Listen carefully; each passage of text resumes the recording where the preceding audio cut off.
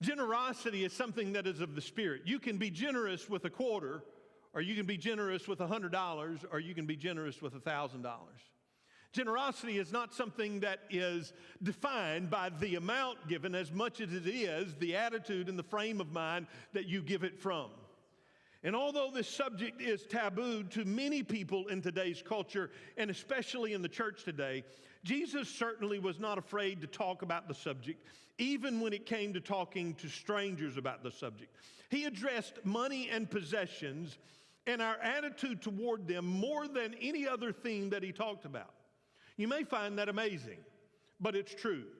Some of his most recognized statements are ones that talk about or are connected to money, such as where your treasure is, there your heart is also, right? Now, I don't want to teach on that this Sunday, but I want to draw your attention to something, and I've stated this before. If I was making that statement, I would have a tendency to make it just the opposite. I would say, from an analytical standpoint, where your heart is, that's where you're going to place your treasure. Does that seem logical? That what you are passionate about, the people you love, that's where you place your investment, right? When it comes to Christmas, who gets the nicest presents, the most expensive presents? It's not the people that we have a hard time getting along with, right?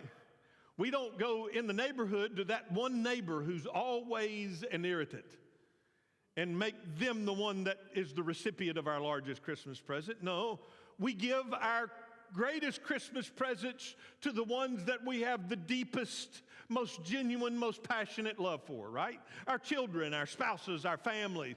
We spend time on making sure that we not only buy them a present, but we buy them the right thing, and it carries a lot of meaning for us. And so I would say where our heart is, our treasure follows. But that's not what Jesus said. Jesus said, where you place your treasure, your heart often follows. No, he said your heart always follows. What he was saying by turning that principle upside down is he was saying you need to be wise and careful as to where you place those things that are important to you. Because, does that make sense?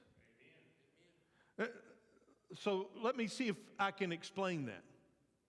I don't want to offend anyone. I don't know if anybody is connected to or knows Lucama, North Carolina at all. But I have lost nothing in Lucama or Kinley. There's not money or a treasure that I buried somewhere there. But what I do know is that two very important people live in that area. And that's my mother and father.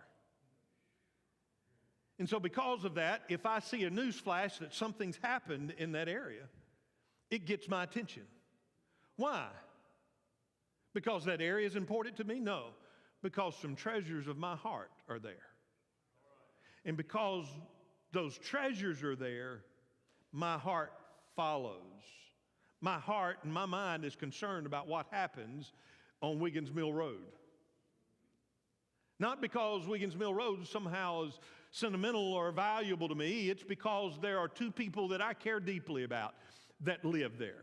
And all I'm trying to display to you is that the only reason my heart is there when I hear news about that area is because my treasures are there.